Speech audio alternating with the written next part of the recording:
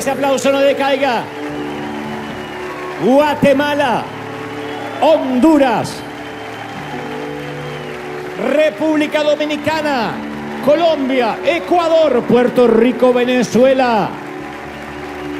Ya dije Colombia, sí.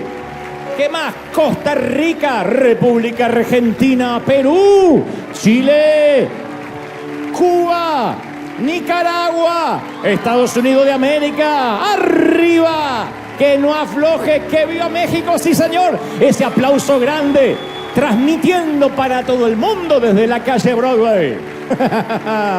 ¡Qué lindo! Son felices. Que Dios te bendiga, que Dios te guarde. Tomen asiento, guarden esos trapos. No se lo tomen a mal. En Argentina, cuando entran con banderas argentinas, se le llaman la gente con trapos, las porras con trapos. Pero gracias por venir, por la alegría, por la algarabía, por la entrega. Que Dios te bendiga. Buenos días, buenas tardes, buenas noches a la gente que se acaba de conectar. Según los usos horarios, pueden que nos vean en diferentes momentos de la jornada, pero este es el día que ha hecho el Señor. Hemos cantado, hemos adorado, hemos estado en la presencia del Señor. Le hemos dado lo mejor que trajimos, nuestro vaso de alabastro quebrado, nuestro vaso de perfume quebrado, pero ahora es el momento en que Dios nos va a hablar. ¿Estamos listos para que Dios nos hable, sí o no? Como digo siempre, quienes tengan el celular los ponen en modo avión. Por favor, tengan a bien hacerlo o apáguenlo durante un tiempo para no distraer al resto. Si hay un papi o mami con algún chiquitito que se pone molesto, tenemos nuestro teatro familiar donde los pueden llevar a los chiquitos y allí miran el mensaje en pantalla mientras que los chiquitos juegan en ese playground y la pasan bien ahí. Obviamente esta es una fotografía, pero ya hay chiquitos ahí y hay varios papás que los llevaron para no distraer al resto. Dicho esto, voy a transmitirte lo que creo Dios me ha dicho que te diga. Y hoy quiero hablarte de una enfermedad pandémica mucho peor que el coronavirus, y que afecta a toda la humanidad. Parece que nos olvidamos del coronavirus o del COVID, pero ocurrió hace apenas 4 años atrás y este creo que es una enfermedad peor, insisto, pandémica, que de algún modo en realidad todos estamos afectados. Somos víctimas, somos portadores de ese patógeno que no es nuevo, es una singular cepa que es tan antigua como la misma humanidad, pero parece como que últimamente se ha propagado mucho. Lo bueno es que hay una manera práctica de detectar los síntomas de esta enfermedad y me gustaría hacerles el test, si me lo permiten. Ya que estamos acá, por la misma ofrenda que van a poner después, el test. No hace falta ni tener un seguro médico, pero para darte un diagnóstico certero, necesito que seas extremadamente y brutalmente sincero con la respuesta, que no es lo mismo que sinceramente bruto, sino brutalmente sincero. Y que seamos muy pragmáticos con la respuesta. No tienen que responder de manera pública, ni aquí ni en casa, pero sí en el corazón. Primera prueba. Supongamos, alguna vez hice este test, pero vuelvo a hacerlo porque siempre viene bien. Supongamos que apareces en una foto grupal, donde hay 8, 10, 12 personas y estás ahí en la foto grupal. ¿A quién buscas primero en la foto? ¿A dónde se dirigen tus ojos en la foto? Una foto de 12, estás en el medio, ¿a quién buscas primero? No tienen que responder verbalmente, pero lo puedo presentir. Segunda prueba. Si saliste bien, ¿te gusta la foto? Tercera prueba. Si eres el único que salió bien en la foto, los demás se ven espantosos, con los ojos cerrados, gordos, viscos, despeinados, con un perejil en el diente. ¿Te sigue gustando la foto? ¿Tú saliste bien? De hecho, si hasta piensas en postearla y te gusta mucho esa foto porque eres el que mejor se ve, eres uno de los casos más graves. Tendrían que entubarte. El diagnóstico es que sufres de egoísmo agudo. Egoísmo agudo. En realidad todos estamos contagiados de eso. En el test yo salí peor que ustedes. Yo me miro yo y ni sé quiénes están alrededor. Si salgo bien. Y es que de algún modo solemos ver la vida a través de nosotros mismos. Vamos por la vida filtrando todo a través de nuestro mini yo, nuestro mini mí. Por eso no es extraño que el apóstol Pablo escribiera en Filipenses 2:3, no hagan nada por egoísmo ni por vanidad, más bien con humildad. Y luego añade y dice, estimen, consideren a los demás como superiores a ustedes mismos, como gente de mayor rango, quien sea. Cada uno debe velar, dice Pablo, no solo por sus propios intereses, sino también por los intereses de los demás, por los intereses del resto. Entonces, en primera instancia, parece que como que el estándar que propone esta sugerencia de Pablo, o mandato de Pablo, o este mensaje, es como un estándar imposible de alcanzar. Porque decimos, ¿en serio no puedo hacer nada? ¿No puedo hacer nada por mí mismo? ¿Nada por nosotros mismos? Eso incluye no comprarme un traje, un celular, un vestido nuevo. O sea, todo lo que hago está necesariamente teñido de egoísmo. Pero eso no es lo que quiere decir Pablo.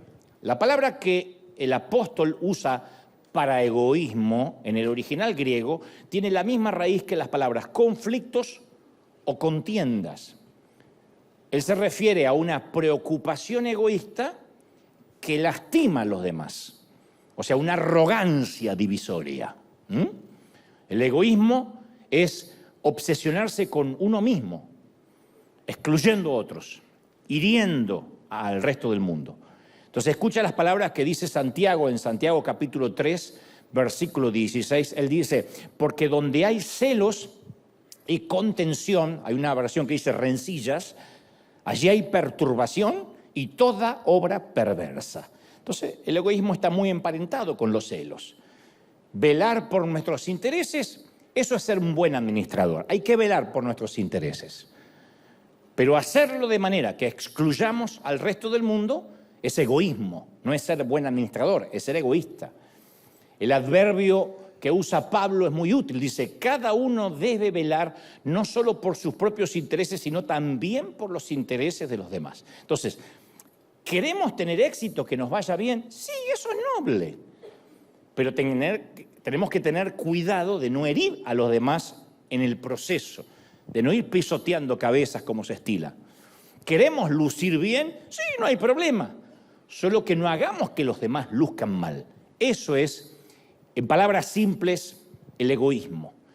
Primera carta a los Corintios, capítulo 13, versículo 4, Pablo afirma, el amor no es jactancioso, no es orgulloso, o sea, no va en desmérito del resto. Y te cuento, en el inicio, una experiencia personal que refleja esto que te acabo de decir. Yo recuerdo que hace algunos meses atrás, varios, me dispuse a buscar a Dios toda una semana. No lo hago por lo general.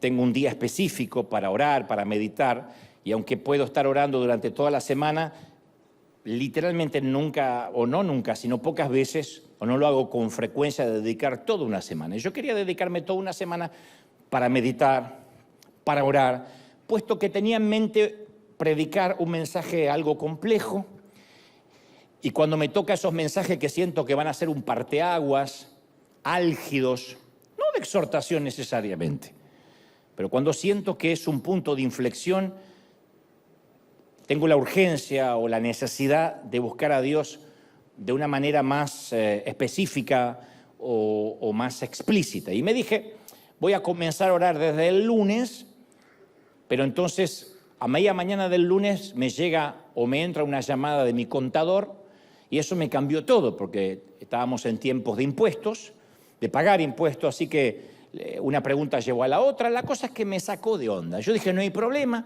porque todavía tengo el martes. Dije, arranco el martes está bien. El martes alguien de mi equipo me hizo acordar que tenía pautada un par de entrevistas que yo me había olvidado por completo y que no las podían cambiar de agenda. No era lo que yo tenía en mente para ese martes, pero bueno, yo dije, todavía tengo el miércoles. El miércoles, mientras llevaba a mi hija al colegio, un querido miembro del equipo me escribió que su mamá acababa de morir Así que yo decidí llamarlo y consolarlo, hablar con él, ponerme a disposición. Y mientras le hablaba, yo miraba el reloj. Muy dentro mío pensaba, ¿quién en su sano juicio se muere un miércoles? No, porque es el peor día para morirse, porque no es ni el inicio ni el fin de semana, y aparte es en el medio de mi semana devocional. Pero ¿qué le voy a decir? Se decidió morirse ese día. La cosa es que, mientras que yo trataba de alentarlo, ya me di cuenta que no iba a poder orar, porque se me había pasado gran parte de la mañana, así que terminé de conducir hasta la oficina y ese día lo dediqué a adelantar algunos proyectos de trabajo. Todavía tenía el jueves, yo dije jueves, viernes, está bueno. Pero el jueves temprano me llama el productor de nuestra gira que estamos haciendo por el mundo, a ver si podíamos reunirnos vía Zoom para decidir alguna futura fecha que tenían que decidirse sí o sí ese día y no podía esperar.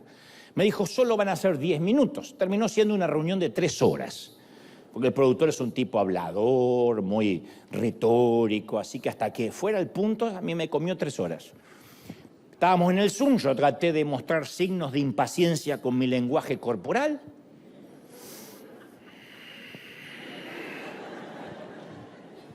Le di cuerda a mi reloj digital.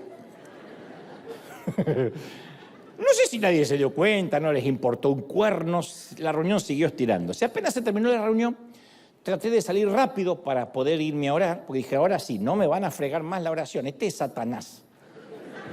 Y justo en ese preciso momento que estoy saliendo de la oficina, llega nuestro misionero, Rob Owen, que venía desde Uganda. Yo amo profundamente a Rob, nuestro gringo, él integra nuestro board. Pero él tiene un gravísimo síndrome del cual el pobre no es consciente, que no salga de acá. Él tiene, obviamente, como un punto ciego que no logra ver. Rob tiene el defecto de estar siempre de muy buen humor y con muchas ganas de conversar, pobrecito. Y yo tengo la cualidad de que mi humor es cambiante, con muchos altibajos. Y casi nunca tengo ganas de conversar. Es una cualidad. Y la primera vez que yo lo conocí a Owen, me invitó a almorzar, hace varios años. Dios sabe que no miento, tengo testigos. Nos sentamos a almorzar en un restaurante a la 1 de la tarde y nos levantamos de la mesa a las 6.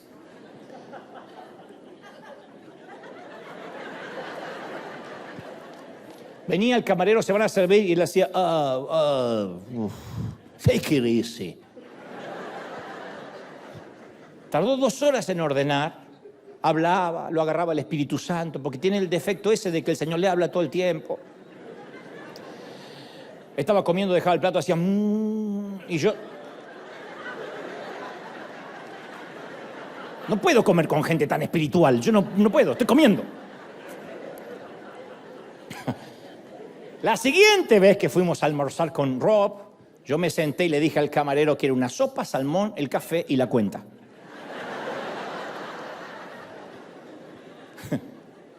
Él lo escuchó, se dio cuenta. Soup, salmon and chicken. Todo en ese orden y ya mismo. Y creo que Owen entendió la indirecta porque ya nunca jamás me volvió a invitar a almorzar. Volviendo a mi semana álgida, mi amigo conversador llegó desde Uganda y usó de la poca energía que me quedaba de ese jueves, porque él quería hablar y contarme. Yo tenía que dedicarme a las cosas del Señor y se me estaba interponiendo la gente en mi pragmatismo. Yo dije, otro jueves más. El viernes era mi último día para orar y preparar con tiempo mi mensaje. Pero apenas me desperté, tenía grabado un mensaje en mi celular de un pastor amigo que había tenido un serio problema con su hijo y me rogaba si era posible, es un pastor de Argentina, si era posible que habláramos un poco. Yo pensé, este hombre, este pastor, ¿entenderá cuál es mi llamado? ¿No se da cuenta cuál es mi lugar en la historia? Hay almas hambrientas que necesitan mi mensaje. Mentes extenuadas esperan mis predicaciones. Los mismos ángeles hacen fila los domingos para sentarse en los primeros asientos de River. Y este amigo me viene a hablar de sus problemas terrenales. Entonces mi planificación de la semana no estaba saliendo como yo esperaba y yo estaba disgustado, iracundo. El pequeño Dante se había hecho tan grande que yo era incapaz de ver a nadie más. Y Dios había decidido cambiarlo todo. A las 12 del mediodía del sábado, 120 horas más tarde de lo que me propuse hacer mi devocional, abrí la Biblia y encontré estas palabras: no hagan nada por egoísmo o vanidad, más bien con humildad consideren a los demás como superiores a ustedes mismos. Cada uno debe velar no solo por sus propios intereses, sino por los intereses de los demás. Y yo me sentí muy avergonzado que con tantos años en los negocios del reino, de tanto en tanto, olvido que no se trata de mí, de mi ego, de mi egoísmo, sino de servir a los demás. Y yo me comporté tan canalla, tan torpe, que yo pensé que todo eso eran interrupciones, a pesar de que pude consolar a alguien por la partida de su mamá, escuchar el reporte misionero de alguien de nuestra planta, no sé, hablar sobre una gira que va a bendecir a un montón de gente. Yo interpreté como que todo eso invadía mi enfoque, mi pragmatismo, y el ego de pronto no me dejó ver de qué se trataba la misión, cuál era mi llamado. Jesús lanzó una descarga contra los que a veces se creen que tienen un rango alto en la iglesia o se creen los tapones del océano, que esto no es un patrimonio solo de los argentinos, ¿eh? Hay muchos mexicanos, salvadoreños y chapines agrandados.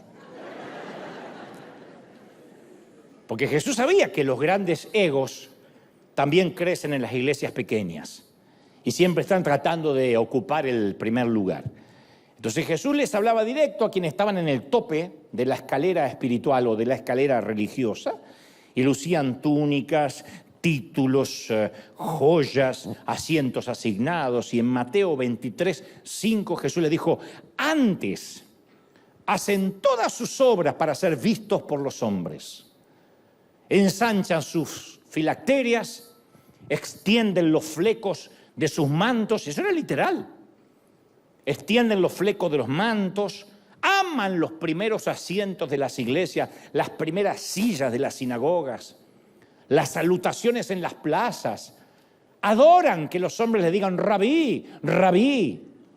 Yo creo que ese sermón nadie aplaudió, nadie dijo amén, porque Jesús no lo toleraba, es más, aborrecía esa actitud. Y a los líderes religiosos de Israel los llamó hipócritas, sepulcros pintados, víboras, serpientes. O sea, el Señor no se iba por las ramas, no se andaba con eufemismos. Los acusó de robarle a las viudas, de timar a los humildes y, para decirlo sin rodeos, de adorarse a sí mismos. Ustedes se adoran a sí mismos.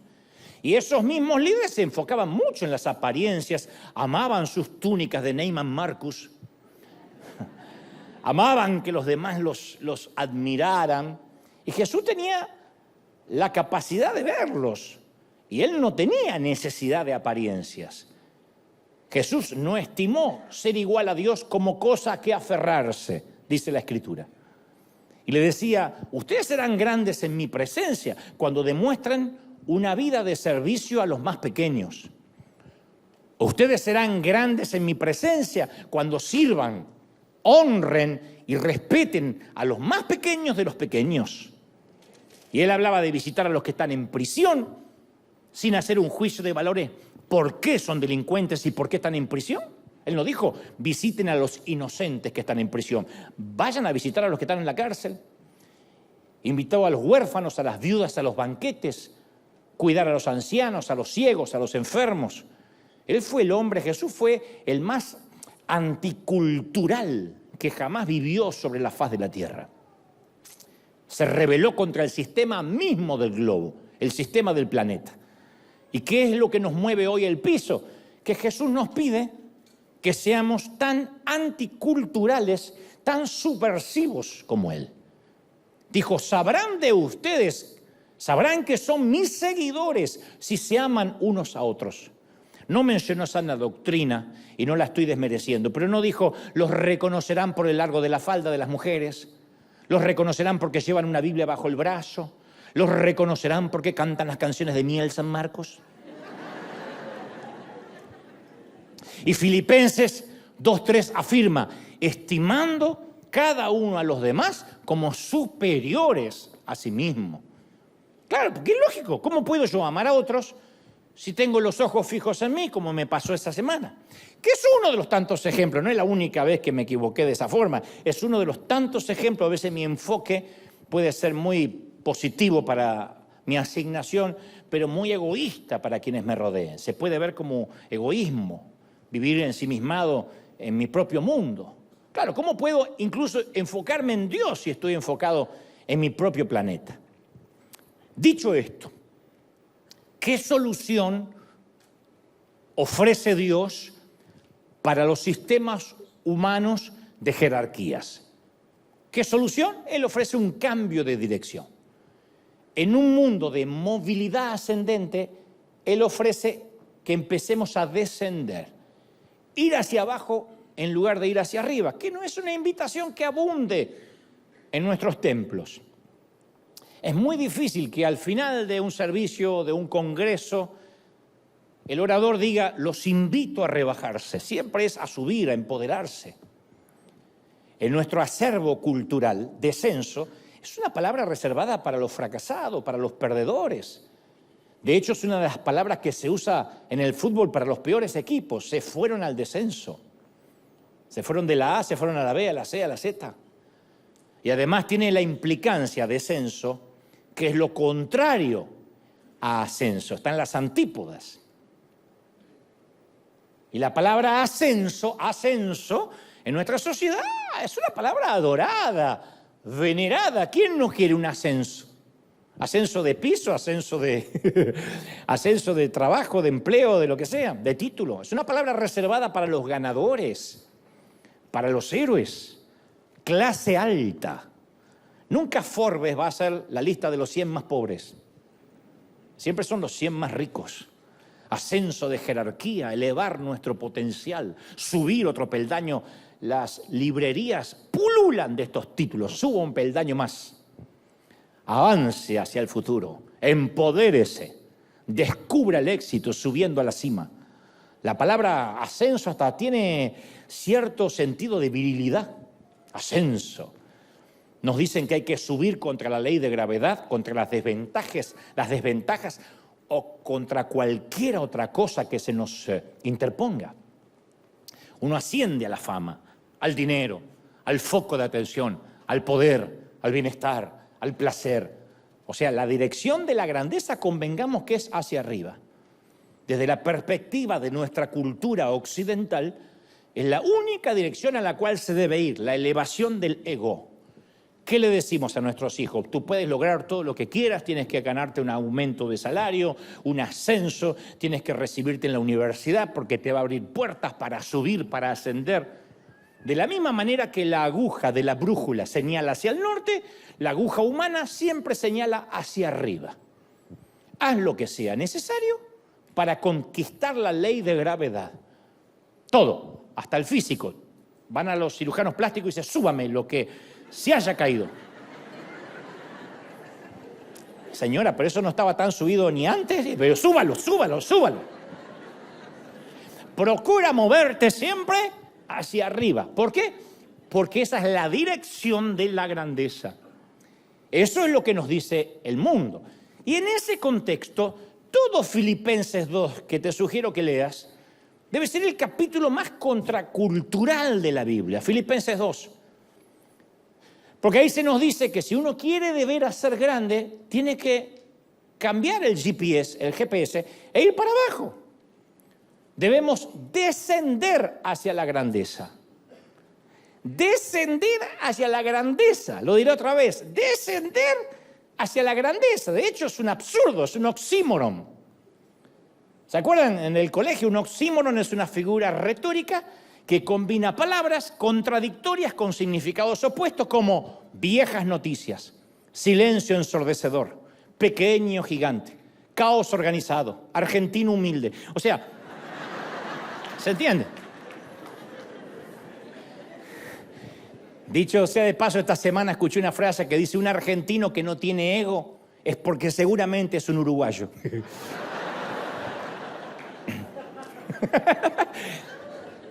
No, descender hacia la grandeza también es una paradoja.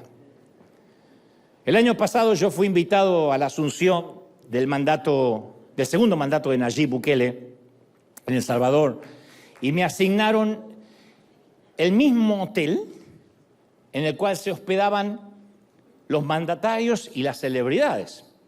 Yo pensé que iba a ir a otro hotel, pero no, o un hotel más espiritual. Pero no, me mandaron a ese. Nah, ya estaba feliz. En algún punto me sentí especial, porque dije, ¿a qué hotel? Al que van todos los presidentes invitados a la asunción de Bukele. Y en un momento, mientras oprimía el botón del elevador que me llevaría a mi cuarto, vi entrar por el lobby al hijo de Donald Trump Jr., junto al conocido actor Eduardo Verástegui. Unos enormes guardaespaldas morenos, ni siquiera hablando mi idioma, pero me hicieron saber con una seña que debía hacerme a un lado y dejarles mi lugar, mi turno en el elevador.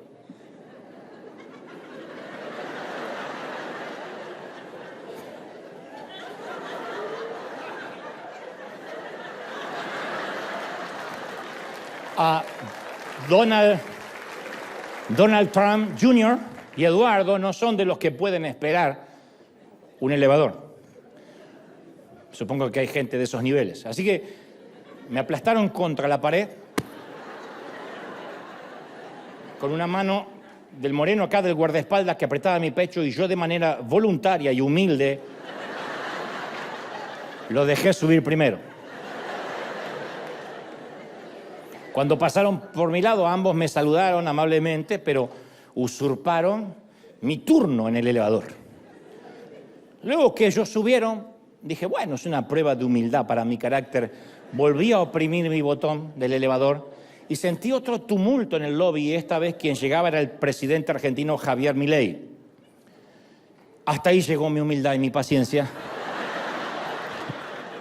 Dije, ya está, no voy a estar haciendo pruebas de humildad toda la noche. Así que miré al guardaespaldas argentino, que sí hablaba mi idioma. Dije, yo voy a subir primero a mi cuarto, porque si no le van a tener mañana que pedir a Maldonado que bendiga a Bukele.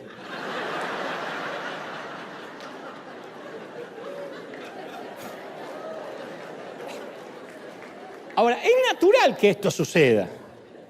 Al día siguiente estaba ahí en el salón presidencial y vi llegar uno por uno con una música especial a todos los mandatarios invitados. Y cuando entró el rey Felipe VI de España, todos se subyugaron de manera instintiva, y yo también, porque de hecho apenas terminé mi oración por Bukele, el rey se me acercó y él miró hacia abajo así, yo tuve que mirar hacia arriba porque el tipo es así, yo lo vi como el doble es el profesor Girafales de España.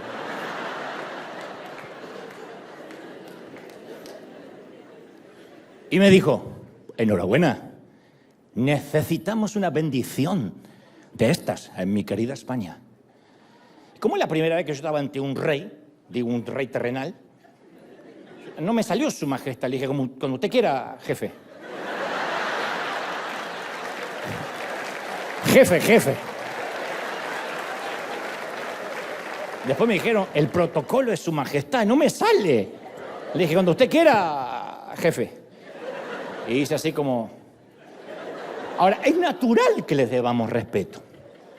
Cuando el presidente de la compañía pide algo, lo consigue porque es el presidente o el CEO. Cuando la superestrella o el rockstar se acerca a nosotros, lo tratamos inmediatamente con preferencia, reflexivamente. Los camareros nunca le dicen a Tom Cruise, a Messi o a Taylor Swift que no hay mesas disponibles. Nunca.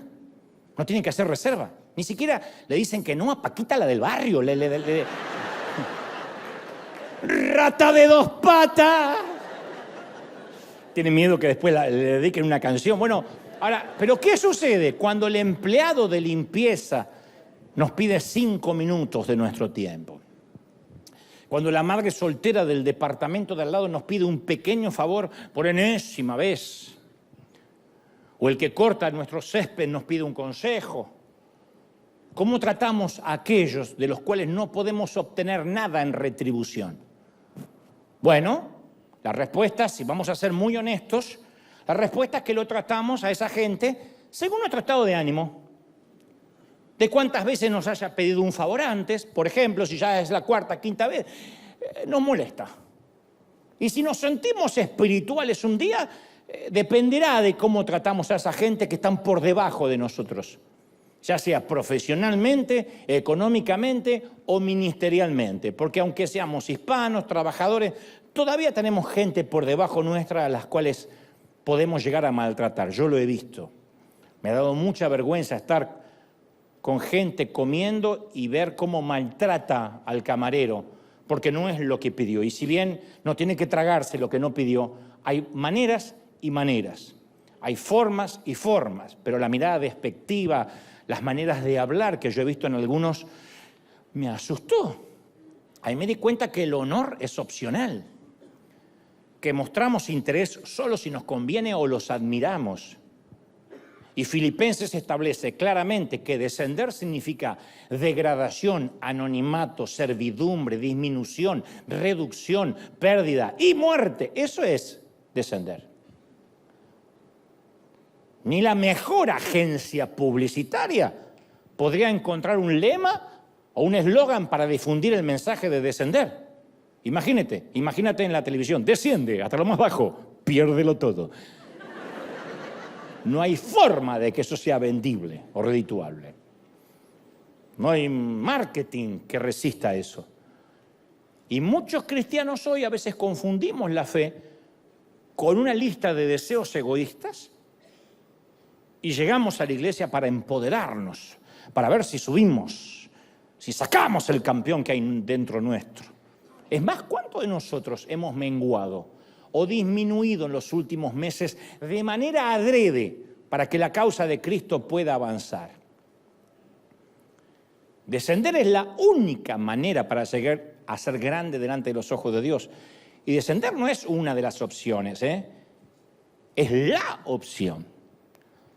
La Biblia dice claramente que Jesús descendió al mundo y descendió desde la mismísima cumbre. Y una vez que comenzó la vida en la tierra, Jesús nunca dejó de descender. Siendo el omnipotente, lloró. Siendo dueño de todas las cosas, no tenía hogar. Siendo el rey de reyes, vino a ser un siervo. Siendo el origen de la verdad, fue declarado culpable de mentira y de blasfemia. Siendo el creador, fue escupido por sus criaturas. Siendo el dador de la vida, fue crucificado en una cruz. Entonces Cristo violó todos los principios del sistema mundanal. El más alto vino a servir a los más bajos. Aquel que poseía todas las cosas se convirtió en nada, literalmente. Y mientras que otros trataban de ascender, él descendía. Él cambió un castillo sin manchas por un establo mugriento. Cambió la alabanza de los ángeles por la compañía de asesinos. El que podía sostener al universo con sus manos, en la palma de su mano, renunció a eso para flotar en la placenta del vientre de una muchacha. Ahora, si fueras Dios, ¿dormirías sobre paja? ¿Te alimentarías del seno de una mujer y dejarías que te envolvieran en pañales? ¿Cuántas veces nosotros subimos un poquitito el estatus social o económico y ya decimos, no, yo en turista ya no viajo más? O no, yo en ese barrio lleno de hispanos no puedo estar. Pero si eres hispano, sí, por eso, no. Quiero irme a un lugar donde haya gringos. Para fregar el barrio gringo, porque no sé para qué queremos ir. ¿Harías eso? Cristo lo hizo. Si supieras que ellos a quienes amas se van a reír en tu cara, ¿te seguirías preocupando por ellos? Porque hay que lavarle los pies a Judas, sabiendo de que Judas, después, esos mismos pies van a estar en el patio de Caifás traicionándote. O que todos esos pies van a escapar como ratas. Si supieras que todas las lenguas que creaste se van a reír de ti, las bocas que creaste te van a escupir, las manos que hiciste te van a crucificar, ¿las habrías creado? Entonces se humilló a sí mismo Cristo, sí, pero pasó de dar órdenes a los ángeles a dormir sobre paja, de sostener las estrellas a tomarle el dedo a María. La palma que sostenía el universo recibió el clavo de un soldado de Roma. ¿Por qué? Porque eso es lo que hace el amor. Anteponer el amado. Nuestra alma fue más importante que su sangre. Nuestra vida eterna más importante que su vida terrenal. Nuestro lugar en el cielo más importante para Él que su lugar en el cielo. Así que renunció a su lugar para que tuviéramos el nuestro. ¿No es fascinante? ¿No es fascinante? A mí me vuela la cabeza. Entonces, abajo conduce hacia arriba. Y Filipenses 2:5 nos dice que nuestra actitud debería ser la misma que Jesús. No nos pide que nos dejemos crucificar, pero que al menos no pisoteemos a los que están abajo. Haya pues en vosotros este sentir que hubo también en Cristo Jesús, el cual, siendo en forma de Dios, no estimó ser igual a Dios, sobre cosa a la cual aferrarse, sino que se despojó a sí mismo, tomando forma de siervo, hecho semejante a los hombres, y estando en la condición de hombre, se volvió a humillar a sí mismo, haciéndose obediente hasta la muerte y muerte de cruz. Pero es pertinente dejar algo muy en claro, porque a la hora de decir vamos a descender, nos solemos confundir. Por ejemplo, Santiago 4:10 dice: humillaos delante del Señor y Él os exaltará. Entonces, Dios pide que perdamos para que podamos ganar. Nos hace una petición y después nos ofrece una promesa. Dice: pierde tu ambición egoísta y yo te honraré por amar a los otros. Pierde tu adicción a las cosas y yo te voy a proveer sin medida. Pierde tu obsesión por estar al control y yo te daré poder. Pierde tu vida y yo te daré la eternidad. En otras palabras, no es lo mismo que Dios nos humille al hecho de que nos humillemos de manera intencional. Pierde tu vida, humíllate, humillaos. Después está la palabra que dice: al que se enaltece, Dios lo va a humillar. Yo no quiero ser parte de eso. Yo no quiero que Dios me humille. Yo quiero seguir la consigna que Dios nos pide, que intencionalmente descendamos. Descender requiere pequeñas decisiones diarias, no es ahora salgo de acá, regalo la casa, regalo el auto, si tengo auto, vivo bajo un puente. Eso es vagancia, eso no es humillarse. Eso es ser mal administrador. Pero el descender son pequeñas decisiones diarias. Esto es lo difícil. Porque hay que descender conscientemente, es lo que más cuesta. Uno va por la vida, nos enseñan a abrirnos paso, y los que hemos nacido en lugares pobres, apenas logramos algo, un zapatito mejor o una casita más cómoda, vamos por la vida teniendo eso como base, ya no queremos volver a la pobreza. Descender no tiene que ver con economía necesariamente. Lo que trato de decir es que cuando uno tiene cierto nivel espiritual, ministerial, económico, uno ya no quiere volver a la chusma, retroceder. Está bien, porque uno sufrió mucho y uno no quiere eso ni para uno ni para sus hijos. Pero descender es principalmente un asunto de actitud. Y quiero decir lo que sigue para buenos entendedores. Algunos quizás no entiendan, aquí sí, porque aquí son todos sumamente inteligentes, pero en el otro servicio son un poquito más lentos. Todos llegaremos a un momento en la vida, todos, en que nuestro descenso a la grandeza se va a complicar debido a las múltiples opciones y la mejora de nuestra calidad de vida. Esto no es un mensaje para ricos. Para cualquiera que mejore un poquito la calidad de vida, ya se empieza a complicar el descenso, por lo mismo.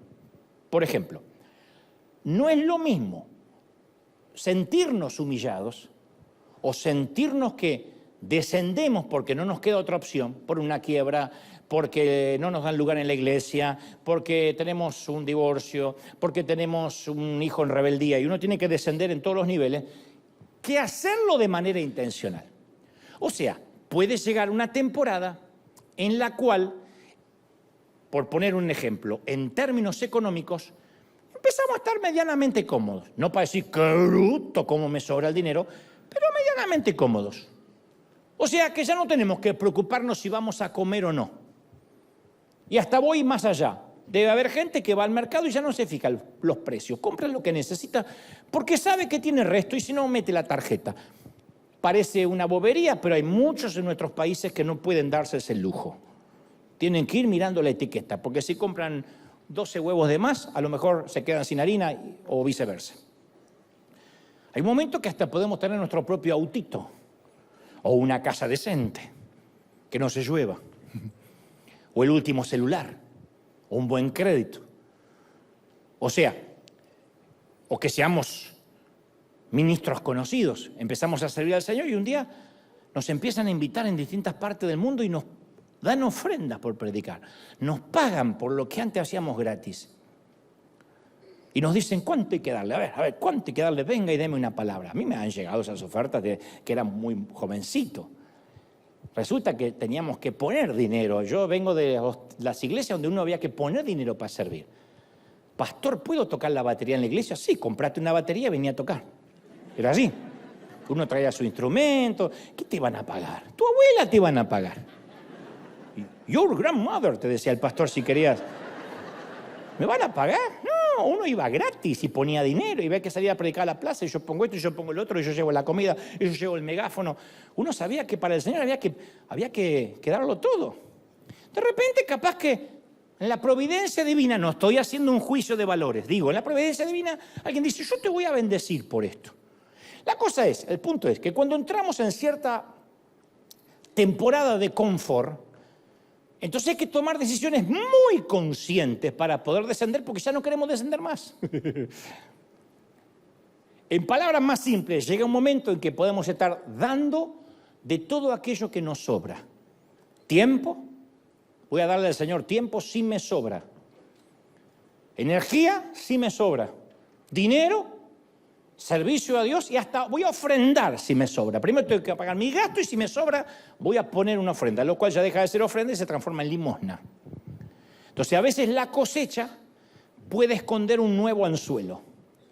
Cuando somos bendecidos viene la tentación de pensar más altamente de nosotros de lo que deberíamos pensar.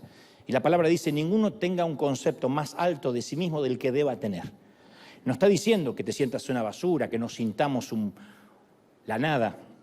Pero dice, ninguno tenga más alto concepto del que deba tener. O sea, uno tiene que tener un concepto bueno de sí mismo, porque uno no puede amar al prójimo si no se ama a sí mismo. Pero cuidado, amarse a sí mismo es una cosa y tener un alto concepto, sentirte la última Coca-Cola del desierto, es otra cosa muy distinta. Y cuando llegan los tiempos merecidos de cosecha, porque van a llegar, la cosecha no falla si hubo siembra, es probable que seamos seducidos hacia las trampas del egoísmo otra vez. Uno puede ser egoísta porque no tiene dónde caerse muerto, como decía mi papá. Mi papá, cuando éramos muy pobres, no dábamos nada porque decía, si damos, no comemos nosotros. Venían las visitas y mi mamá decía, no te puedo creer, basuras del infierno, guardad las empanadas. Y las guardábamos. Entonces le dábamos, hay una infusión en Argentina llamada mate, que es muy parecida al té, le damos mate, hasta que la panza le hacía así de agua y se iban. Decía la visita, ¿hay olor a comida? Acá no. Debe ser del vecino. Y estaban las empanadas ahí tapaditas con un trapo arriba de la nevera, hasta que se fuera la visita, porque decía mi papá, no tenemos. Entonces éramos egoístas por ratones. Pero después uno se puede hacer egoísta porque hay que tener por si este tiempo se termina. Hay gente que es egoísta por las dudas. Entonces dice, no, y quién sabe si esto va a durar. Y hay otros que son egoístas porque empiezan a decir, yo quiero más, si me pongo a dar no voy a tener más. Entonces nuestro entorno cambia y a veces estar con los que tienen puede ser difícil recordar las necesidades de que no tienen. Yo puedo entender que alguien que nació en cuna de oro, se crió en el palacio de los príncipes, de repente a veces no tiene conciencia de que haya necesidad. Yo no me enojo cuando un gringo hueso colorado, digo a la gente del resto del mundo, hueso colorado es gringo de Gringolandia. Dice, yo no sabía que había otros países además de México. Yo pensé que estaba Estados Unidos, México y después había agua. Gracias a Netflix descubrí que está Italia. Si no, no sabía. Si no fuera por Netflix, no sabe que hay otra raza. Lo entiendo, porque viven en su burbuja. Nosotros los hispanos, la mayoría venimos de pelearnos con la vida, de pobreza, de escasez. Si no tuvimos escasez, nosotros tuvieron nuestros padres. Y si no tuvieron escasez, nuestros padres eran nuestros abuelos. Pero muy difícil que haya alguien acá que mirando para atrás dice, yo provengo de millonario. Menos que sea narco. Si no, no. Si está acá el nieto de Pablo Escobar, te bendigo. Pero la mayoría. Entonces, cuando uno llega y cosecha porque trabajó mucho y Dios te bendice, es muy probable que uno empiece a olvidarse de dónde salimos. Entonces uno ya se empieza a juntar con los que tienen más o menos nuestro nivel. Pasa como cuando nos convertimos. Ya no tenemos amigos mundanos. Ya queremos estar con creyentes y está bien porque uno quiere hablar temas en común, las cosas de Dios, pero de repente nos hacemos tan asépticos que ya no llegamos al perdido y hasta después nos repele el perdido y nos olvidamos que esa era nuestra misión, nuestra asignación. Entonces uno a veces en nuestro afán de tener más confort puede perder la noción de cuando no teníamos y que hay gente que sigue no teniendo. Y no hablo solamente de dinero, en todos los órdenes de la vida.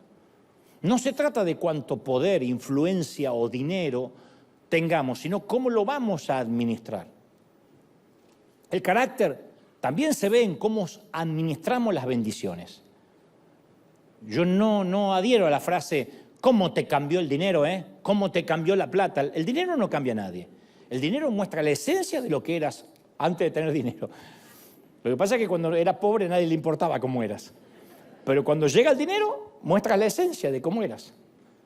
Hay mucha gente que no sabría qué hacer con una red repleta de peces. Y hay muchos que no saben qué hacer con tanta bendición. Entonces, ¿qué hacemos con el poder, por ejemplo, que el dinero nos trae? No es un mensaje para multimillonarios. Estoy hablando de aquellos que hoy tienen un poquito más que hace una década. Nuestro dinero es un medio que Dios utiliza para impulsar sus propósitos sobre la tierra. Cuando alguien dice Dios no necesita dinero, sí, pero nosotros sí necesitamos el dinero, porque si no, no podemos predicar, no podemos sostener los orfanatos, no podemos construir escuelas. Esto lo sabe cualquiera que va al mercado y dice, quiero pagar con sentimiento. ¿Con qué va a pagar, señora? Con el poder de Dios. Te sacan a patada. El dinero es una herramienta. Él usa a su gente para distribuir sus recursos y a que nos hagamos cargo de las necesidades de esta tierra. Entonces es natural que Dios busque a aquellos que saben administrar con sabiduría según sus principios. Porque es sorprendente cómo le pedimos a Dios que nos dé algo extra y cuando llega ese extra a nuestras manos, no somos fieles en hacer lo que Dios quiere que hagamos con ese extra, nos olvidamos. Entonces, ¿por qué Dios va a seguir bendiciéndonos de manera extra si no somos fieles con lo que Él nos da? Lucas 16:11 es muy claro. Por tanto, si no habéis sido fieles con el uso de las riquezas injustas, ¿cómo Dios va a confiarte las riquezas verdaderas? Entonces, la administración personal, la cual no me voy a meter, pero el Señor sí se mete, grafica nuestro estado espiritual. Según en cómo malgastamos, en lo que gastamos, muestra, es un diagnóstico de cómo está nuestra fidelidad con Dios. Porque Él no nos va a dar riquezas verdaderas y las riquezas injustas no las sabemos administrar. Pero yo quiero regresar al tema del egoísmo porque esto es tema para otro mensaje, lo que acabo de decir. La semana pasada yo te conté la historia de Saúl y David. Saúl estaba siempre más preocupado por su propia reputación que por la de Dios. Solo ese factor diferenciante es el motivo por el cual el destino de ambos tomaron caminos divergentes, Saúl y David. Saúl fue el rey más inseguro de las Escrituras, un pésimo administrador de las riquezas injustas. Y esa inseguridad no solo socavó su integridad, sino que también lo alejó de su propósito, lo alejó de su destino. hay dos versículos que presentan dos momentos decisivos en la vida de Saúl. Primera de Samuel 14, 35 dice: luego Saúl construyó un altar al Señor. Y fue el primer altar que le levantó a Dios. Hasta ahí todo perfecto. Saúl levantando, un rey, un altar a Dios. Saúl está dando crédito a quien se lo merece. Está reconociendo que es Dios quien gana sus victorias, que Dios es quien lo ungió. Todo cambia un capítulo después. Primera de Samuel 15, ya no 14, 15, 12, relata: luego Saúl se fue a Carmel y allí se levantó un monumento. En algún momento entre Primera de Samuel 15 y Primera de Samuel 14 y Primera de Samuel 15, Saúl se dejó de edificar altares a Dios para construirse monumentos a sí mismo. ¿Quiénes se construyen monumentos a sí mismos? Los que piensan que valen poco. El orgullo es un subproducto de la inseguridad. Muéstrame a alguien petulante y yo te voy a mostrar un tipo inseguro o una mujer insegura. Yo he conocido gente así, agrandados así, aleluya. Viene primero el pecho y al rato viene él atrás. Inseguro. Porque, ¿qué dice la famosa frase mexicana? Dime de qué presumes y te diré de qué escaseas. ¿Sí? Un tipo que habla de sus hazañas sexuales deja mucho que desear. Pregúntenle a las mujeres. Un tipo que habla de su dinero, de su poder, es porque realmente, pobrecito, necesita todo eso para tener una valía. Mientras más inseguros seamos, más monumentos necesitamos construir. Y pedimos que nos antepongan un título: doctor, pastor, apóstol, arcángel, querubín, díganme querubín. Y ahora permíteme que te haga una pregunta difícil que te va a exigir una respuesta franca. Va a exigir una respuesta franca en tu corazón. ¿Le estás edificando altares a Dios o estás levantándote monumentos a ti mismo? Y usted dice: ¿y cómo es eso? Bueno, ¿cuál de las dos reputaciones te preocupa más, la tuya o la de Dios? Si la que te preocupa más es tu propia reputación, el qué dirán en las redes, qué dirán mis parientes, entonces te estás levantando monumentos a ti mismo. Y tu relación con Dios tiene como meta tu provecho propio. Es la gente que después se va de la iglesia porque no le resultó la magia. Yo diezmé y Dios no me prosperó 10 veces más. Yo vengo acá, me congrego y se me murió un ser querido igual. Porque creen que están comprando un seguro médico. En realidad no están sirviendo al propósito de Dios. Están practicando una espiritualidad ascendente, una espiritualidad egoísta. Una espiritualidad ascendente es un oxímoron. Están practicando una espiritualidad que quieren que sea Dios quien sirva a sus propósitos. Dios, dame esto, bendíceme, te ruego por esto, decreto esto, declaro lo siguiente. Y Dios está corriendo y dice: sí, ¿qué más, hijo? ¿Algo más para servir? ¿Algo más? El Señor se va a servir. Decreto este año que voy a ser bendecido. Ya le traigo el decreto, Señor, ya le traigo. Y viene el Señor con un plato. El Señor es un camarero. Y decretamos y ordenamos y reclamamos y ordenamos y qué sé yo, y soltamos y la palabra gravita y la dejamos de gravitar y la volvemos a agarrar. Y el Señor está ahí como camarero diciendo: ¿qué más se va a servir el Señor? Eso tiene un nombre. La enfermedad que te hablé al inicio, egoísmo. Eso es cuando el sueño que nos da Dios se vuelve tan importante o más importante que el dador del sueño. Caramba, que hemos visto gente que iba tras un sueño de Dios y el sueño creció más que el Dios al que desea servir.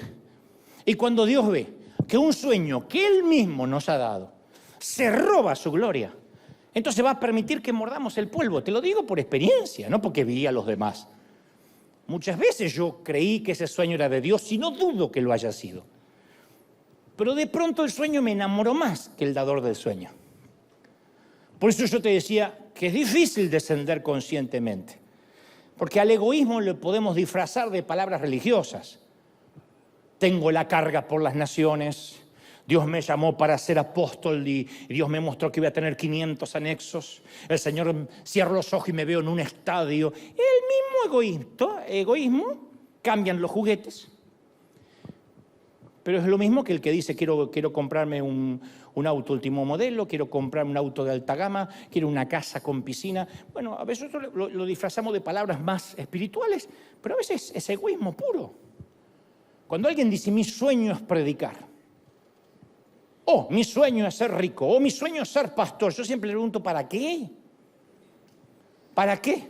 No, pero para predicar, ¿pero para qué?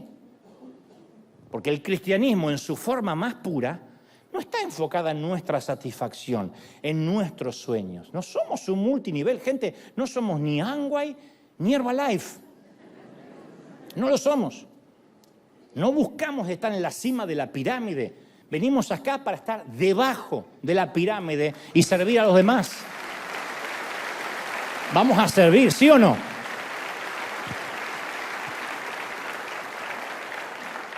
Hay algunos servidores o varios que se fueron de River porque dice, en River no hay lugar para nadie. Digo, ¿de verdad? Amueblamos casas toda la semana, ahí van nuestros voluntarios, vamos a África, ahora estamos por ir de vuelta a Uganda, a la India, en plan de emergencia seguimos. El que quiere servir tiene un montón. Esta debe ser la iglesia que más oportunidad de servir al voluntariado da. Pero lo que están diciendo ellos es, en River no hay un lugar donde me vean servir. Dante no le da el micrófono a nadie. Y entonces imagínate que vienes a un servicio el domingo y antes de que yo hable acá, pasan 8. Uno a hablar una cosa, otro a exhortar, otro a leer la Biblia, otro a levantar la ofrenda, otro porque quieren servir al Señor. Eso no es servir al Señor, eso quiere que lo vean. Lo que hacen es robar tiempo del servicio. Si lo único que tenemos que hacer es cantar, adorar, dar 2 anuncios y predicar. Eso es el servicio, punto. ¿Para qué hace falta que haya más gente que lo vean servir? No está mal, digo que uno tiene que pasar por el tamiz. ¿Cuál es mi motivación? La fe cristiana es un asunto de dar, no de recibir. El asunto es cómo administramos quienes somos, lo que se nos fue dado, sea dinero, autoridad, talento, dones, influencia. Si lo empleamos en nosotros, estamos construyendo monumentos externos. Solo cuando usamos nuestros recursos para el servicio de Dios es cuando construimos altares a Dios. Y hay un mundo de diferencia entre un altar y un monumento. Son parecidos. De lejos parecen las mismas estatuas. Pero el propósito y la motivación son diametralmente antagónicos. A veces parece que le estamos construyendo algo a Dios y es un monumento a nuestro ego. ¿Cuántas catedrales, iglesias, torres gigantescas hemos visto quedar en la nada, en la quiebra y eran para Dios? Comenzaron siendo para Dios, pero en algún momento los gastos fijos se interpusieron en la visión. Por eso vuelvo a insistir, descender hacia la grandeza se libra en el campo de batalla de las pequeñas decisiones diarias. Las pequeñas decisiones intencionales, que son los peldaños que toman la senda descendente. ¿Cuesta? Horrores cuesta. Yo nunca me atrevería a exhortarte ni a decirte así es como se hace. De hecho, me puse de ejemplo de lo canalla que he sido, tratando de orar a Dios toda la semana y no viendo la necesidad de la gente. ¿Cuesta mucho descender? Cuesta. Porque nuestra naturaleza humana es ser egoísta. ¿Qué gano yo? ¿Qué gano yo con esto? ¿Qué me dan? Y cuando uno tiene el qué gano yo, qué me dan, y tiene esa mente socialista, me ha pasado mucho cuando hacemos la gira. Nosotros hemos mandado 44 millones de dólares al mundo desde el 2020 hasta la fecha. Es mucho dinero. Acá estamos hablando de un promedio de 10 o 12 millones por año. Nunca se ha cobrado una entrada para entrar a River. La ofrenda está afuera. Nunca pasamos, o sea, hace años que no pasamos un recipiente para que la gente ofrende. Va y busca las urnas que están afuera si quiere ofrendar. Sin embargo, yo hago salud. Sin embargo, yo... Y se lleva el pulmón cuando se va, ¿eh? Sin embargo, yo hago una gira, que es parte de mi trabajo, que además donamos todo lo que se va a recaudar en la gira, en este caso Argentina, y la gente dice, ¿cómo cobra lo que le fue dado de gracia? Porque lo tiene que dar, porque si lo recibió gratis. Yo digo, yo doy de gracia lo que me dieron de gracia, la palabra. Pero el teatro no me lo dan de gracia, el avión no me lo dan de gracia, el hotel no me lo dan de gracia, la comida no me la dan de gracia. Pero hay gente que no lo puede entender porque cree que todo tiene que ser gratis. Entonces yo voy a la iglesia y ¿qué me dan? Porque hay otra congregación que me dan Starbucks. Gratis, de verdad. Entonces, bueno, pero lo bueno de esto es que uno sigue leyendo Filipenses en la vida. Y en la vida, tanto en Filipenses como en la vida, hay un giro curioso. A mí me sorprende porque a continuación del versículo 8 del capítulo 2, el autor declara: por eso, porque se humilló, Dios exaltó a Cristo hasta lo sumo. Digo que es un giro curioso porque al entregarse uno completamente, sin ninguna ambición egoísta, recibe todas las cosas que recibió Jesús. A los cristianos se les promete gozo, recompensa de Dios cuando se entregan plenamente a sí mismos en amor incondicional hacia otros. O sea que hacia abajo, esos pasos que nos alejan del egoísmo misteriosamente se convierten hacia arriba. Las implicaciones son asombrosas.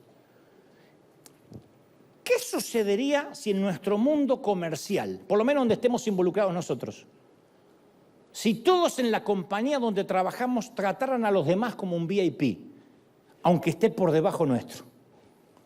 ¿Qué sucedería si los ejecutivos trataran a los empleados de la oficina de igual manera y no hicieran distinción entre quién gana más y quién gana menos? ¿Qué sucedería si los presidentes mostraran honor y respeto a los conserjes nocturnos, a quienes hacen la limpieza? Si le preguntáramos el nombre nada más, a que a veces pasamos por arriba cuando vamos al baño en un aeropuerto, en un sitio público, si le preguntamos el nombre al que está ahí esperando que salgamos para reponer el papel higiénico y limpiar lo que hicimos. Imaginemos un sistema político en donde los políticos se preocuparan realmente, no estando en campaña proselitista, cuando ya son presidentes, se preocuparan realmente por quienes gobiernan, por quienes no tienen para comer. ¿Qué sucedería si nuestro sistema educativo, todos los maestros trabajaran por el bienestar de los estudiantes para que aprendieran, no solo para que repitieran de memoria? Imagínate el impacto que pudiéramos lograr si todo el mundo practicara un trato preferencial para todo el mundo por 24 horas, una purga de 24 horas. Si se hiciera un día, así como Thanksgiving, como Halloween, un día entero donde todo el mundo tiene que tratar con quien se cruza como superior a sí mismo. Así haría el mundo, en 24 horas. Imagina lo que ocurriría en las iglesias. Y que la mujer que entra vestida de manera inapropiada o indecorosa fuera tratada como una sierva del Señor. O entra el muchacho dark, llena de tatuajes y aretes, y recibe la misma honra que el hijo del pastor. Un día que cumpliéramos lo que el Señor nos pidió que cumplamos toda la vida. Lo que sería el mundo. Que las alfombras rojas no fueran solo para las estrellas de Hollywood, sino para cualquier transeúnte. Pero eso nunca va a suceder, al menos que lo hagamos suceder. Porque aquí el error puede ser, vamos a orar por eso. No, no hay que orar por eso. Hay cosas por las que no hay que orar. El que no trabaja, que no coma, mijo. Voy a orar para conseguir trabajo, pero hay que salir a buscarlo. No se ora en vez de honrar, no se ora en vez de trabajar, y no se ora en vez de tratar al otro como si fuera superior a mí mismo. Porque de aquí puede devenir, vamos a poner una campaña de oración para que todo el mundo ame. No, esto hay que salir y amar, no hay que orar. Dios va a decirnos, porque estás orando por lo que ya está escrito, hay que obedecer. Entonces es fácil decir, voy a comenzar cuando tenga más tiempo, después que solucione mis problemas. O voy a comenzar a amar cuando vea a otros que hacen lo mismo. Pero el amor no funciona con excusas. El cambio ocurre con acciones voluntarias, intencionales, arbitrarias. Pero hay que tener en cuenta que esa conducta revolucionaria va a tener un costo, River. Uno no se puede oponer tenazmente a algo tan poderoso como el egoísmo, que está institucionalizado sin que haya resistencia. Habrá resistencia. Habla en contra del egoísmo y tendrá gente muy enojada, como los religiosos que llevaron a Jesús a la cruz. Cualquiera que ame realmente aprenderá del dolor, del rechazo, del odio y de la ira. Pablo aprendió eso, el apóstol. Pagó un alto precio por ser el autor de las palabras que hoy hablamos. Durante el transcurso de su vida, Pablo fue golpeado, azotado, encarcelado, abandonado, traicionado y finalmente martirizado. Consideremos la vida de Jesucristo, vaciándose a sí mismo de su derecho divino. Humildemente, insisto, descendió a la tierra. Con cada respiración, cada palabra, cada acción, desafió la ley del egoísmo, la desafió. Amó incondicionalmente a la prostituta, la que tenía 5 maridos y un amante, al cobrador de impuestos. ¿Cómo terminó? En la cumbre, pero en la cumbre de una colina, fuera de Jerusalén, odiado por la élite, crucificado por un sistema que él vino a destruir, con un letrero raído colocado sobre su cabeza ensangrentada que decía: ¡Ja, ja, rey de los judíos! Eso es lo que eres. Hasta ahí lo llevó el amor. Jesús señaló el gorrión, el pájaro menos valioso de su tiempo, y dijo: ¿no se venden 5 gorriones por 2 moneditas? Sin embargo, Dios no se olvida de ninguno de ellos. Y asimismo sucede con ustedes. Aún los cabellos de vuestra cabeza están contados. No tengan miedo. Ustedes valen mucho más que los gorriones. Y nosotros nos acordamos de las águilas.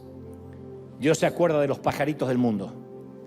Nosotros hacemos estatuas, monumentos de bronce y les ponemos el nombre de águilas a nuestros equipos deportivos. O halcones, los halcones dorados, las águilas de...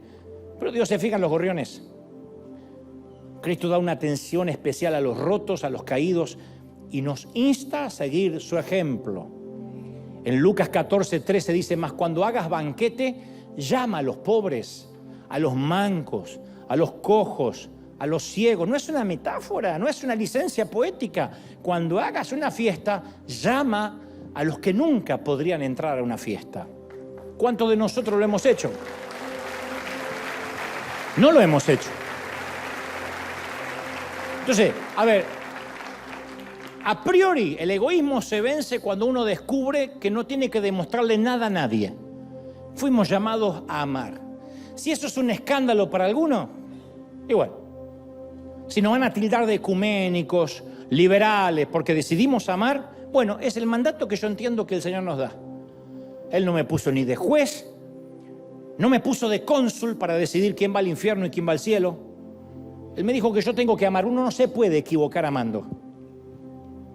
Como digo siempre, no llegaremos a las puertas del cielo y el Señor nos dirá: uy, amaste más que yo, así que al infierno. Nunca. Y cuando uno vive sin egoísmo, Dios le va a demostrar a los demás quiénes somos nosotros. La mayor de las libertades consiste en darnos cuenta de que no le tenemos que demostrar nada a nadie, solo a Dios. Esa es la mayor libertad. La verdad nos hará libres, pero de las cosas que nos hace libre a priori es de no querer ni necesitar demostrarle nada a nadie. Entonces tal vez sea la hora de dejar de seguir atribuyéndonos los méritos para también dejar de atribuirnos las culpas. Tal vez sea la hora de dejar de tratar de demostrarle a la gente lo que valemos y que se lo demostremos a Dios. Tal vez sea la hora de dejar de levantar monumentos para edificarles altares a nuestro Dios. Vamos a darle un aplauso caluroso al Señor de señores. ¡Aleluya! ¿Sí o no?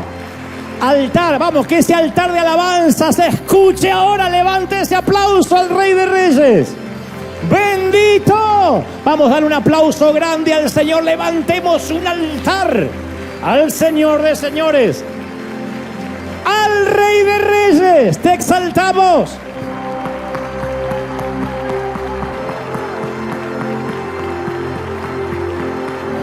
Te exaltamos, Dios. En casa acá, levanta tus manos al cielo y dile: Señor, edificamos un altar de adoración, de entrega a ti. Yo creo que todos ahora te voy a rogar, no te puedo exigir, pero rogar que le pidamos perdón al Señor por las veces que nuestro pequeño mundito que nos ensimisma, egoísta, ególatra, no nos has permitido ver las necesidades ni el sufrimiento. Yo me estoy poniendo peor con la edad y cada vez, en lugar de descender más, me encierro más en mi propio mundo y tengo que ser adrede en esto y decir, Señor, ayúdame a abrir los ojos, a no tener puntos ciegos. Ese pequeño mundo que uno se hace de sus proyectos, de los sueños, de lo que debe hacer, hace que a veces olvidemos que se trata de Dios, que por eso estamos en los negocios del reino. Levanta tu mano y pide dirección al Señor. Querido pastor que estás mirándome, querido consiervo, a lo mejor somatizaste con tu cuerpo, te enfermaste y dices, me enfermó la iglesia, me enfermó el ministerio, necesito un descanso, pero a lo mejor sin querer olvidaste que no es tu iglesia, que es la iglesia de Cristo. Yo no me hago cargo ni de los fracasos ni de los éxitos. Como no me llevo la gloria, tampoco me llevo las culpas. Si me preocupo porque las cosas salen mal, entonces es porque me enorgullezco cuando salen bien. Y te entiendo, como líder le cuesta mucho apartarse de eso. Y ser apenas un árbitro o un espectador. Es más, la iglesia no es nuestra. Y confundimos responsabilidad con mesianismo. Y hay momentos que Dios nos aparta y nos dice, no tienes nada que ver. Muchos llegarán enfermos a la eternidad. O sea, morirán enfermos y llegarán a la eternidad y le preguntarán al Señor ¿por qué? Y el Señor les dirá, porque te llevaste una carga que no te correspondía. Nosotros los hombres no morimos por nadie en la cruz, no pagamos con nuestra sangre el precio de nada. Y a veces nos volvemos mesiánicos y decimos, eso es carga pastoral. No, eso es egoísmo, es orgullo. Y todos los días ese pequeño orgullo quiere resucitar. Ojalá hubiese un día en que decimos, maté mi orgullo y lo enterré para siempre. O estará allí como parte de nuestra humanidad caída hasta el día en que estemos glorificados en gloria. Y ese orgullo debe ser cincelado todos los días. El egoísmo. Podemos ser egoístas como padres, diciendo yo quiero lo mejor para mis hijos, e interponernos en el tratamiento y el proceso que Dios tiene para el carácter de ellos. Podemos ser egoístas hasta para ofrendar y sembrar. Voy a dar dinero y espero que se use bien. ¿Quiénes somos nosotros? Bueno, es un privilegio si el dinero se usa bien, pero ¿quiénes somos nosotros para hacerle la ruta del dinero y el seguimiento? Uno da porque quiere dar, porque de eso estamos hechos. Porque es más bienaventurado dar que recibir. El resto, si tú, pastor, es un delincuente que se gasta el dinero en Las Vegas, no es tu responsabilidad. Dios va a bendecir tu dádiva. Dios va a bendecir lo que tú des. El egoísmo a veces hace que digamos, quiero saber en qué se va a usar. Eso es un lujo que a veces tienen algunas congregaciones. Pero hay muchas, miles que no tienen ese lujo. Y aún así uno debe vencer el egoísmo y decir, yo voy a seguir dando. Yo voy a seguir siendo un canal de bendición. Vamos a decirle, Señor, ayúdanos a que este año el egoísmo sea derrotado una vez más, un día a la vez, un día a la vez. Padre, gracias por esta mañana, tarde o noche. He transmitido lo que creo me has dicho que diga. Y he hablado sin omitir, sin quitar de lo que sé o creo que es tu revelación. Señor, yo he hablado al intelecto, pero tú has llegado donde yo no llego, que son los corazones, las mentes.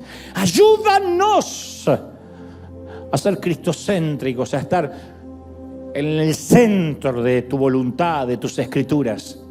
Ayúdanos a volver y regresar a la senda antigua, que no tiene que ver con doctrina, sino con la entereza, con la integridad, con la búsqueda. ¡Te amamos! Levanta tus manos y dile, Señor, recibimos esta presencia, la estamos percibiendo, nos envuelve por encima, por delante, detrás. Envuélvenos con tu espíritu, sella estas palabras. Bendigo a los que están en casa. Aquí nos quedaremos exactamente unos 3 minutos más. Pero los que están en el hogar, que Dios te bendiga, que Dios te guarde, que haga resplandecer su rostro sobre ti. No aflojes, no te entregues, no te rindas, porque los mejores días están por venir. A levantar altares a Dios, a levantar sacrificios de alabanza a Dios, y seremos bendecidos. Dios te bendiga, Dios te guarde, Dios te ilumine, gente de todo el planeta.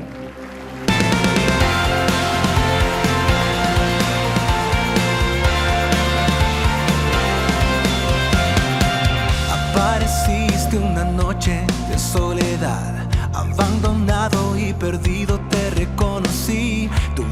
diciéndome no temas, yo estoy aquí.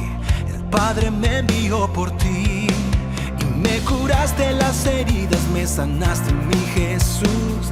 Todas mis cargas las dejaste allí en la cruz. Algo tan grande no lo puedo comprender. Oigo tu dulce voz diciéndome una y otra vez: oh, oh, oh, oh, eres bienvenido, eres amado una y otra vez. Oh, oh, oh, oh, bienvenido a River, eres amado.